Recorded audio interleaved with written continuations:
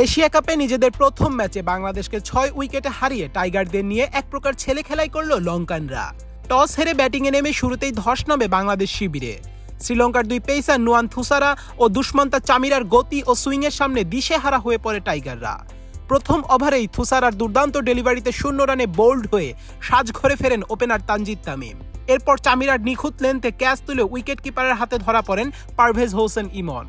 এরপর run out হয়ে ফিরে যান তাওহিদ হৃদয়। 9 বলে 8 রানের ইনিংস খেলে তিনিও নাম লেখান ব্যর্থতার তালিকায়। ইনফর্ম ব্যাটার লিটন দাস এক প্রান্তে লড়াই চালালেও সঙ্গী খুঁজে পাননি। শেখ মেহেদী ওয়ানিন্দু হাসারাঙ্গার স্পিনে এলবিডব্লিউ হয়ে ফেরেন মাত্র 9 রানে। দলীয় সংগ্রহ তখন মাত্র 38। লিটন চেষ্টা করছিলেন ব্যাটিং বিপর্যয় সামাল দিতে, কিন্তু হাসারাঙ্গার ঘূর্ণিতে রিভার্স সুইপ খেলতে গিয়ে তিনিও ফিরলে 53 রানে 5 উইকেট হারায় বাংলাদেশ। 26 বলে 28 রান করেন লিটন। ব্যাটিং ব্যর্থতায় যখন দল ধুঁকছিল তখন জাকির আলী অনিক ও শামীম হোসেন পাটোয়ারির জুটিতে ধাক্কা সামলায় টাইগাররা। তারা দুজনে মিলে গড়েন 61 বলে 86 রানের এক মহামূল্যবান জুটি। এক্সট্রিম মশার কয়েল প্ল্যান্ট ফাইবার দিয়ে তৈরি, ডেঙ্গু চিকুনগুনিয়া বাহি সহ যে কোনো মশার বিরুদ্ধে দেয় এক্সট্রিম সুরক্ষা। আর এতে 139 রানের লড়াকু পুঁজি পায় টাইগাররা। শামীম খেলেন 34 বলে 42 রানের ইনিংস, আর জাকের অপরাজিত থাকেন 34 বলে 41 রান করে।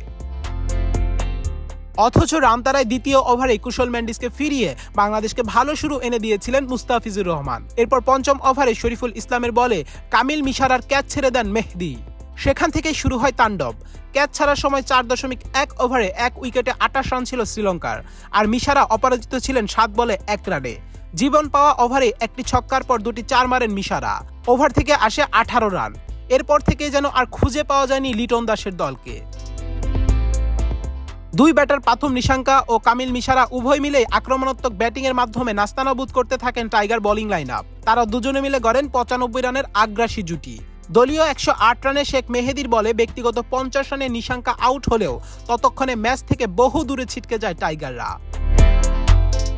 শেষমেশ 6 উইকেট এবং 32 বল থাকতে লজ্জাজনক পরাজয় বরণ করতে হয় বাংলাদেশকে। শ্রীলঙ্কার হয়ে মিশারা 32 বলে 46 রানে এবং আসালাঙ্কা 4 বলে 10 রান করে অপরাজিত থাকেন। বাংলাদেশের হয়ে সর্বোচ্চ 2টি উইকেট শিকার করেন শেখ মেহেদী।